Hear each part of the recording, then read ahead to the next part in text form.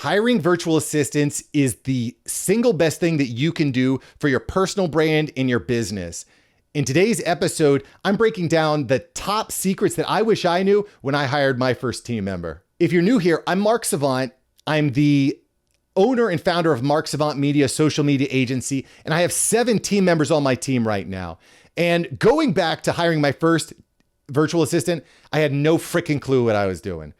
Quite frankly, I was terrible. And I suffered a lot of different problems. Mistakes in communication, people just showing up and then ghosting and going away for long periods of time. I want to help you avoid that. So I'm breaking down the top secrets that I wish I knew when hiring my first virtual assistant. So first off, you want to be as clear as possible as to what you want from your new team member. Do you want email management? Do you want a social media manager? Do you want a video editor? Be as clear as possible as to what you want. And you might not actually know what you want right up front, but the sooner you get clear on exactly who can help you, then you're going to find that great person. The next thing I do is I use Onlinejobs.ph. I've tried several different virtual assistant sites. I love Onlinejobs.ph. The people are great. The format's great. And I can sign up for 1 month at a time. It's spectacular. I'll put a link below so you can try it out for yourself. Now, Onlinejobs.ph is not free. There is a monthly charge. So you might say, well, Mark, I need one virtual assistant. How do I know if they're going to work out? I don't want to be on a monthly subscription. This is too expensive. I can't afford that. I hear you. I'm right there with you. So what I would encourage you to do is set up a Google form that breaks down your top questions. You know, the name, email, phone number, what their specialty is, top takeaways. You want to ask all your potential recruits to fill out the Google form, because after you've canceled your subscription, assuming you're going to cancel your subscription, you're going to lose access to all those great leads. But if they're all filling out Google Forms, A, you know that they're willing to go the extra mile to connect with you. And B, you're going to have a bank, you're going to have a library of awesome candidates that you could reach out to in the future when you need more help. Another common question I get is, what does a virtual assistant actually cost? And the reality is it varies. It depends on exactly what you need. Just as a point of reference, you can generally find a fantastic virtual assistant for around $5 to $10 an hour. And as soon as you hire them, I recommend using a program called timestation.com. It's completely free, it's simple to use, and it'll really help you get an idea for how much time they're spending. This next tip is super important. It's perhaps one of the most important tips I can give. One of the challenges you're going to have with virtual assistants is it can be difficult to know what you've given them access to. And what you want to do the first thing you do when you hire your new team member is you want to give them a custom Google email. Okay. So for example, my team members have John at Mark Savant Media. So when that team member goes their way, or maybe they don't show up, or I need to let them go, I just simply discontinue that email address. I don't have to worry about going into all these different platforms to remove their access.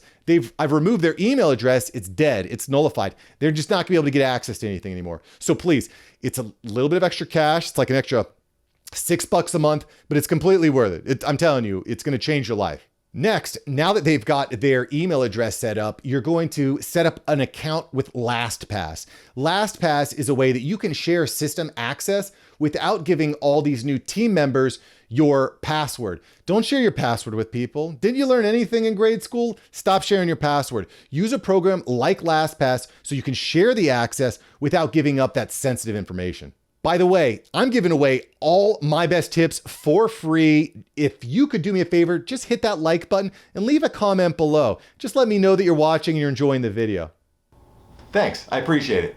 All right, so you're doing everything right. You're not making the mistakes that I made. The next thing you're gonna wanna do is set up a Google Drive. You need to set up a cloud. You need to set up a place where documents, images, videos, Word documents, where all this stuff can be saved in a central hub so that you can access and your virtual assistant or assistants can access. Set up a cloud file. There's a lot of different options. I've tried a few. Google Drive is the cheapest by far, not close. Just start up a Google Drive. Now that you've got your Google Drive set up and you've given your team members access using their custom email address, Now you just got to start adding them, giving them access. And in the Google Drive, you can give them access, either viewer, editor, admin. There's different levels, and just select the appropriate level based on the access that they should have.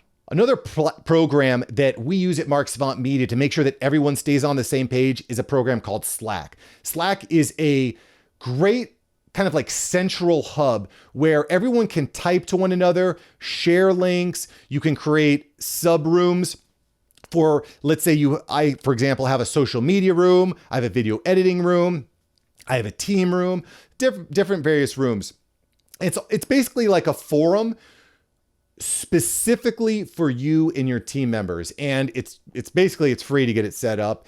And you definitely want to use Slack. It's just brilliant. Wow. By the way, congratulations. If you're following these steps, you're going to be wildly successful. But this next step is perhaps the most important. Start creating your training library. Listen, you never know when you're going to need a new virtual assistant, or when that virtual assistant that you just spent 6 weeks training is going to leave. I can't tell you how frustrating and how terrible this is for your business or for your time when you spend weeks training someone only for them to leave, get fired, to ghost you, to never show up. It's a nightmare, because then you got to spend all this time going back to your Google form and your Google spreadsheet to go through all these different applicants. You got to run more interviews. Then, assuming you can even find someone that's great without signing up again for Onlinejobs.ph or Fiverr or whatever you're going to use, now you got to train them. And then you better cross your fingers and hope that they're actually going to work out.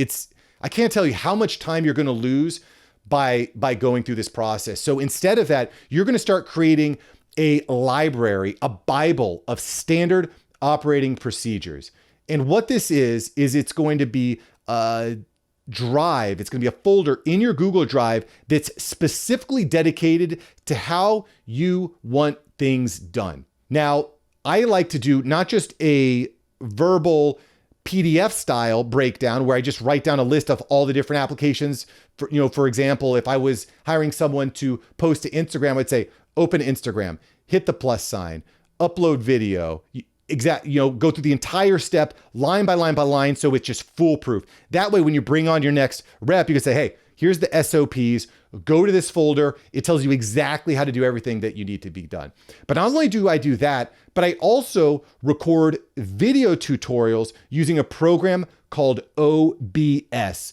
OBS is open broadcast software. It is free, and it allows you to record your screen.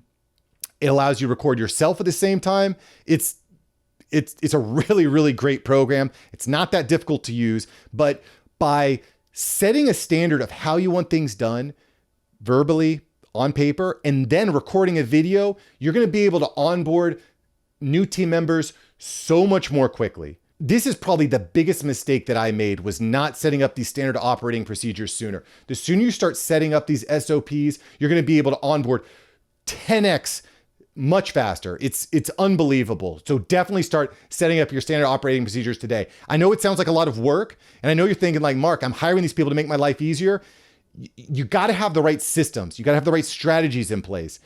Frankly, that's why you're watching this video right now. And if you haven't yet, smash the subscribe button, because I'm bringing this to you 3 days a week, every week. So don't get left behind. Keep up with these newest tactics. If you follow these tips, you are well on your way to finding the most awesome team members. And I've got some more tips for you in this video right here. So make sure you smash this link and start finding, hiring, and training an awesome rockstar virtual assistant today. Smash the link. Catch you later. Peace.